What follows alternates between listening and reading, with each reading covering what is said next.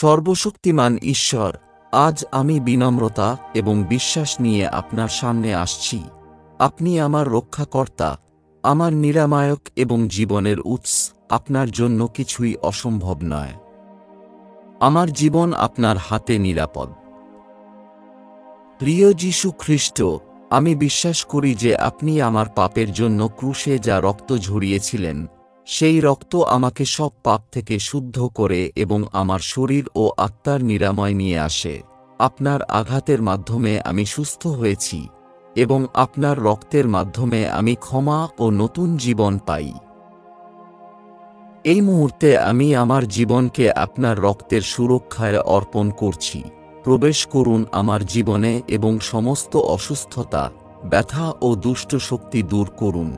আমাকে শুদ্ধ করুন, পবিত্র করুন এবং সত্য ও শান্তিতে জীবনযাপনের জন্য শক্তি দিন।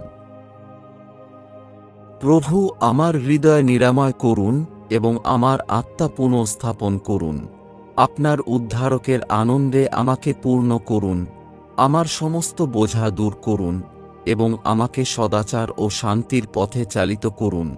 আমার শরীরকে দৃঢ় করুন, মনকে পবিত্র করুন এবং আমাকে প্রেম ও সত্যের পথে পরিচালনা করুন।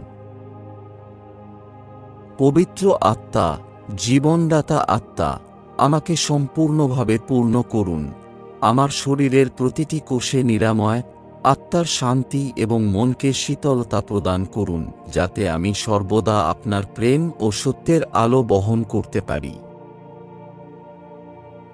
ধন্যবাদ প্রভু, যে যীশু খ্রিস্টের রক্তের মাধ্যমে আপনি আমাকে নিরাময়, ক্ষমা এবং পূর্ণ পুনঃস্থাপন দিচ্ছেন। আমি ঘোষণা করি, যীশু খ্রিস্টের রক্তের মাধ্যমে আমি সুস্থ, মুক্ত এবং রক্ষা পেয়েছি।